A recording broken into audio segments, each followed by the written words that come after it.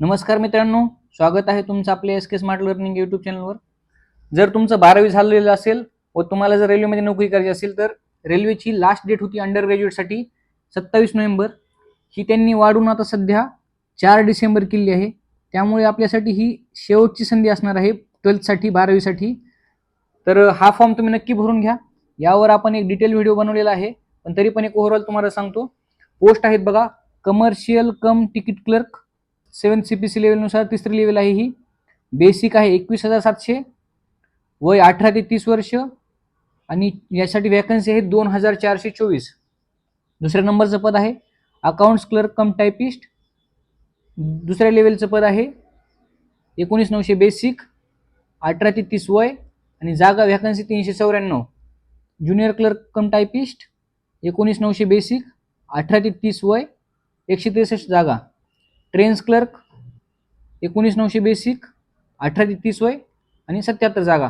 Total जागा 3,058 आहेत.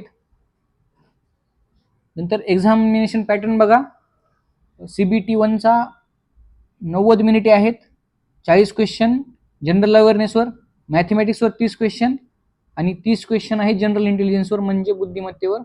Total झाले क्वेश्चन 100 आणि 100 मार्क. आणि रेल्वेमध्ये बघा 1/3 निगेटिव्ह मार्किंग असते.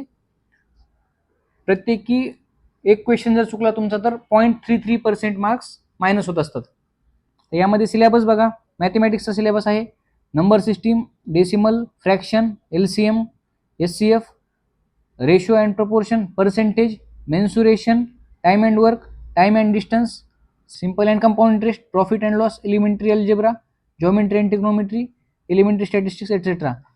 जनरल इंटेलिजन्स रिजनिंगचा सिलेबस बघा, analogies, completion of number and alphabetical series, coding and decoding, mathematical operations, similarities and differences, relationships, analytical reasoning, silog, jumbling, Venn diagram, puzzle, data sufficiency, statement conclusion, statement course of action, decision making, maps, interpretation of graphs, etc. हे झालं general intelligence रिजनिंगचा syllabus. General awareness बघा, current events of national and international importance, games and sports, art and culture, Indian literature, monuments and places of India, general science and life sciences. CBSE pattern, CBSE 10th बघून घ्यायसाठी, history of India, freedom struggle, physical, social and economical geography of India and world, Indian polity and governance, constitution and political system, general scientific and technology developments including space and nuclear programme of India, UN and other important world organisations, environment issues concerning India and world at large, basic of computer application, common abbreviations, transport system of India, Indian economy, famous personalities in India and world, flagship governments, flora and fauna India, important government and public sector organization of India, हे etc. हा general अवेअरनेसचा syllabus आहे. Minimum eligibility क्रायटेरियाचा UR साठी 40%, EWS 40%, OBC 30%, SC 30% आणि ST 25%. ठीक आहे. Second stage बघा CBT कशी होणार आहे.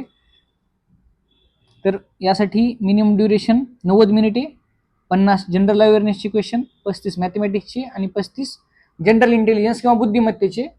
टोटल क्वेश्चन यासाठी 120 आहेत. यासाठी 90 मिनिटे म्हणजे 1.5 तास दिलेला आहे. इथे पण सेम 1/3 निगेटिव्ह मार्किंग आहे. ठीक आहे. आणि सिलेबस हा जवळपास सेमच आहे CBT 1 CBT 2चा, फक्त एक ओव्हरऑल तुमची लेवल थोडीशी वाढवली जाईल. आता यामध्ये बघा, हे commercial cum ticket clerk CBT 2 हा सर्वांसाठी, जे 4 पोस्ट आहेत त्या सर्वांसाठी CBT 2 सारखा आहे. पण अकाउंट्स क्लर्क कम टायपिस्ट आणि ज्युनियर क्लर्क कम टायपिस्ट यासाठी कम्प्युटर बेस्ड स्किल टेस्ट होईल त्या 2 पोस्टसाठी. आणि ही फक्त क्वालिफाईंग नेचरवर असेल.